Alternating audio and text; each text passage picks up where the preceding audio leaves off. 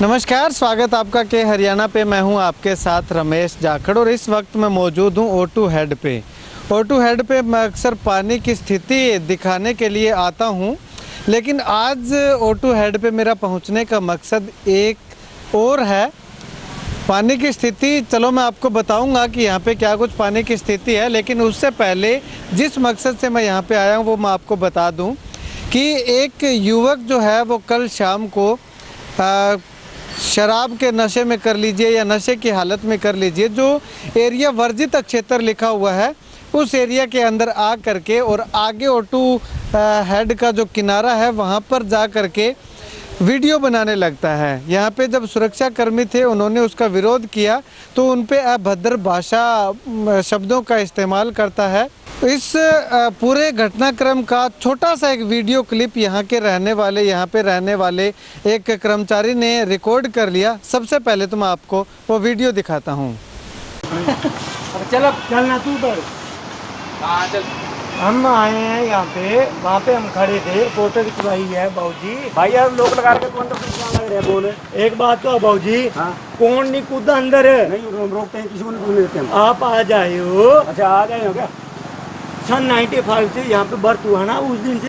हाँ जी बाबूजी, चलो यार बनाओ आप वीडियो भाई।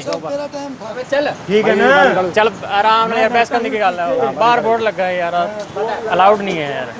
अपनी अपनी चार ला ना कोई नहीं आई कार्ड बखा। ओ भाई साहब आई कार्ड बखा। कौन है कनो? वीडियो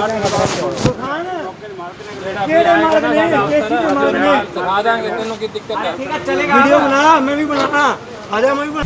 ये वो जगह है जहाँ से वो वीडियो शूट किया गया था। जहाँ पे मेरा कैमरा है इस वक्त उसी जगह से वीडियो शूट किया जा रहा है। और ये जो वार्निंग लिखा हुआ बोर्ड यहाँ उस वीडियो के अंदर दिखाई दे रहा है साफ साफ। और यहाँ से जो है वो युवक जो है इस युवक को इस ग्रिल के दूसरी साइड से जो है वहाँ पे कर दिया गया था। उसके बाद युवक जो है वो काफ़ी अभद्र शब्दों का इस्तेमाल करता है। यहाँ पे जिस होमगार्ड के जवान के साथ उस युवक ने बदतमीजी की, अभद्र शब्दों का इस्तेमाल किया, क्या कुछ पूरा मामला था, क्यों इस तरह की घटना घटित हुई, तो वो सब जानेंगे हम होमगार्ड के जवान से कि आखिर क्या कुछ पूरा मामला था। परमजीत नाम है होमगार्ड के जवान का। भाई साहब अगर बात करें तो आपके साथ ही कल वो घटनाक्रम हुआ? हाँ जी सर। क्या घटना हुई थी पूरी विस्तार से बताइए। हम उनको यहाँ पे वो आए थे, हम उनको रोकने लगे, वो गाड़ी गलौज करने लगे जी। हमने उनको बाहर प्यार से हाथा जोड़ी करके बाहर छोड़ दिया। फिर उसके बाद उन्होंने कूद के दीवार आके फिर गाड़ी गलौज करी। हमने उनको पकड़ कर यहाँ बैठा लिया। उसके बाद हमने वहाँ थाने से PCR मंगा के छोड़ दिया जी। आगे आज सुबह उन पर कानूनी कार्रवाई हो चुकी है जी। हम नहीं तो उन्होंने आपके साथ क्या किया, गाली गलौज किया या वर्दी भी फाड़ने की कोशिश की? गाली गलौज की, वर्दी फाड़ दी गई मेरी। अच्छा हाँ जी। कितने लोग थे, एक था या दो? वो 2 जने थे, उनमें से एक सही था, वो उसकी कोई गलती नहीं है। हाँ जी। अच्छा दूसरा जो था वो अंदर आया था? हाँ दूसरा जिनको हमने आज पुलिस ने गिरफ्तार कर रखा है वही था ये। क्या नाम था उसका? नाम तो नहीं जाना, निशु है नाम उनका। निशु नाम है। मोहद्दीन का रहने वाला? हाँ मोहद्दीन का रहने वाला। चलिए अब यहाँ पे एक भाई साहब और हैं जिनकी ड्यूटी इनके साथ यहाँ पे थी। भाई साहब क्या पूरा घटनाक्रम हुआ? सर ये 2 लड़के आए थे, रेलिंग के ऊपर से कूद के यहाँ पे आ गए और यहाँ आकर वीडियो बनाने लगे। जब हमने उनको रोका भी, यहाँ वीडियो बनाना मना है भी, आप इसके अंदर नहीं आ सकते। तो एक लड़का था तो वो तो चला गया बाहर। जो दूसरा लड़का था वो शराब के नशे में धुत था और वो यहाँ पे आके गाली गलौज करने लगा और कहने लगा भी आपको क्या ऑथराइज्ड है, यहाँ पे आई कार्ड दिखाओ और दिखाओ, ये कुछ सब करने लगा। और देखते देखते पूरा यहाँ पे तमाशा मनाने लगा जी। गाली गलौज पे उतराया और अभद्र भाषा का प्रयोग करने लगा। और जो मेरा साथी होमगार्ड था एक परमजीत, उसकी वर्दी को उसने हाथ लगाया और वर्दी फाड़ दी उसकी। उसके बाद हमने रानिया थाना में फ़ोन किया, वहाँ से PCR आई और उसको रानिया थाना में ले गए। और आगे जो प्रशासन है हमारा वो उचित कार्रवाई उन पर कर रहा है जी। अच्छा अभी कार्रवाई कर रहा है, आप संतुष्ट हो कार्रवाई से? हाँ जी हम संतुष्ट है, कार्रवाई कर रहे हैं जी। हमारे को ऐसे तो साहब ने आश्वासन दिया है भी हम इस पे जो भी उचित कार्रवाई होगी वो कार्रवाई करेंगे। हमने एक्शन साहब सिर साहब भी रिपोर्ट किया है, हर जगह रिपोर्ट किया है। जो एरिगेटिव विभाग है इन्होंने भी एक वहाँ से लेटर जारी किया है भी इस पर उचित कार्रवाई की जाए। चलिए अभी जो O2 हेड के इंचार्ज हैं ओम प्रकाश जी, वो हमारे साथ यहाँ पे मौजूद हैं। उनसे बातचीत करते हैं कि आखिर क्या कुछ कार्रवाई जो है यहाँ पे की गई है। सर, आपके यहाँ O2 हेड पे जो मामला हुआ था उसमें आपके अधिकारियों ने क्या कोई संज्ञान लिया? देखिए जी, जिस वक्त ये हमारे झगड़ा वगैरह हुआ उस टाइम सारे जवान होमगार्ड के मौजूद थे और मेरे स्टाफ के आदमी मौजूद थे। इसके दौरान जब ये झगड़ा हुआ होने के बाद में होमगार्ड के मुलाजमों ने रानिया थाने के अंदर इतला करी और मैंने मेरे अधिकारियों को इतला करी। मेरे एक्शन साहब को मैंने रिपोर्ट करी कि सर ऐसी वारदात O2 हेड पे हुई है, क्योंकि मुझे एक्शन साहब ने कह रखा है कि जब भी कोई ऐसी वारदात O2 हेड पे हो तो अपने अधिकारी को जरूर बताना है। तो मैंने एक्शन साहब के संज्ञान में इस बात को ले आया। एक्शन साहब के संज्ञान में आने के बाद में एक्शन साहब ने तुरंत SDO साहब को और JE साहब को यहाँ मौके पे भेजा।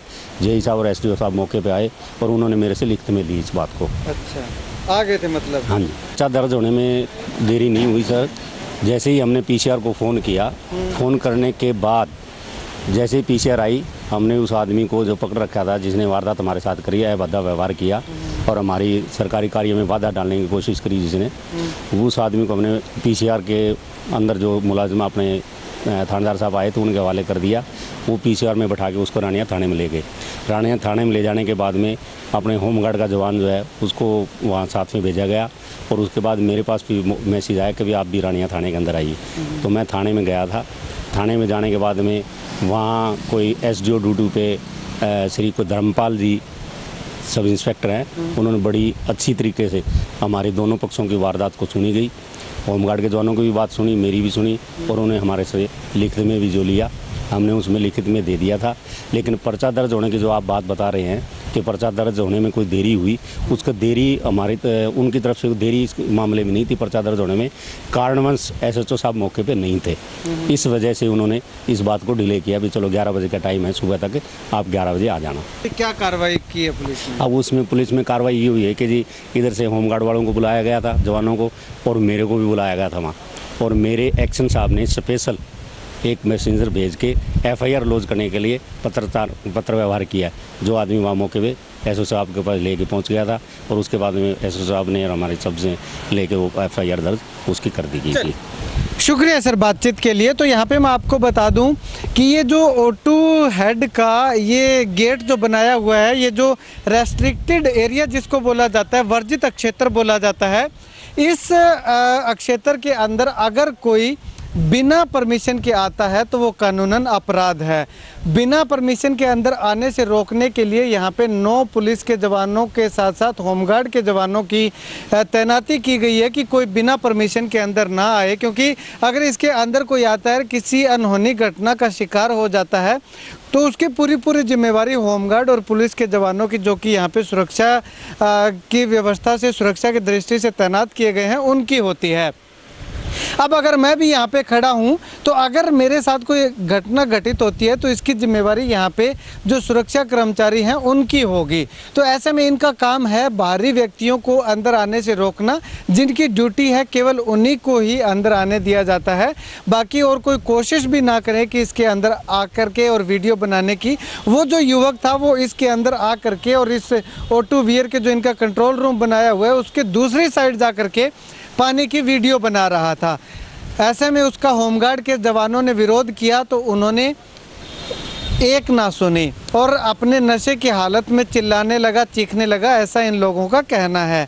वो वीडियो में दिखाई दे रहा है कि चीख चिल्ला रहा है, कानून का पाठ पढ़ा रहा है कि वो यहाँ पे पिछले लंबे समय से यहाँ आकर के इस तरह की वीडियो बना रहा है। तो आपसे अनुरोध है कि आप चाहे जितने मर्जी लंबे समय से यहाँ पे आ रहे हों, लेकिन इस तरह की हरकत आगे मत कीजिएगा। उस युवक पे FIR दर्ज करवा दी गई है।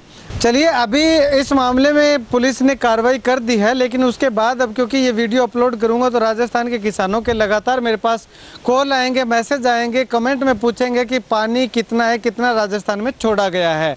वो और छोटी सी जानकारी मैं आपको दे देता हूँ। वहाँ पे अगर मैं आपको लेवल दिखाना चाहूँ तो 13 फीट से, मैंने आपको इससे पहले भी एक रिपोर्ट दिखाई थी जिसमें बताया था कि 13 फीट से पानी ऊपर होने के बाद पानी जो है वो आगे छोड़ा जाता है, क्योंकि 13 फीट तक ये गेट है, 13 फीट तक यहाँ पे कंट्रोल किया जा सकता है। उसके बाद आप गेट पे देख सकते हैं कि 13 फीट से ऊपर पानी होते ही यहाँ आगे अपने आप पानी जो है वो गेट के ऊपर से निकलने लगता है। इसके बाद अगर मैं आपको आगे की स्थिति दिखाना चाहूँ तो ये घग्गर नदी का जो पानी आगे राजस्थान की ओर छोड़ा गया है वो एक गेट पूरा नहीं खोला गया। अब अगर बात करूँ तो वर्तमान समय में ये जो पानी 1950 क्यूसिक के लगभग पानी जो है वो आगे हनुमानगढ़ की तरफ छोड़ा गया है। सुबह की बात करूँ तो सुबह 2100 2150 क्यूसिक था, यानी कि जितनी पानी की मात्रा जो है वो बढ़ती जाती है O2 हेड पे उतना ही गेट को खोल दिया जाता है, पानी को बढ़ा दिया जाता है। अगर मात्रा पानी की कम होती है O2 हेड पे तो आगे छोड़े जाने पानी की कैपेसिटी मात्रा भी कम कर दी जाती है। तो ऐसे में अगर बात करूं तो अब राजस्थान के किसानों को भी पानी जो है ये उचित मात्रा में मिल रहा है। 1900 क्यूसिक के लगभग पानी छोड़ा जा रहा है और उम्मीद ये है कि शायद और पानी आ जाए और पानी भी जो है वो जितना पानी आएगा उतना पानी आगे छोड़ दिया जाएगा। ये पानी अब हनुमानगढ़ में स्टोर करके और वहाँ पे जो सेम नाले बनाए गए हैं, जैसे यहाँ पे घग्गर की नहरें निकाली गई हैं, खरीफ चैनल जिनको बोला जाता है, तो वहाँ पे सेम नाले बनाए गए हैं। उन सेम नालों के माध्यम से आगे किसानों को ये पानी वितरित कर दिया जाएगा। कैमरा सहयोगी भीमराज जोशी के साथ रमेश जाखड़ के हरियाणा।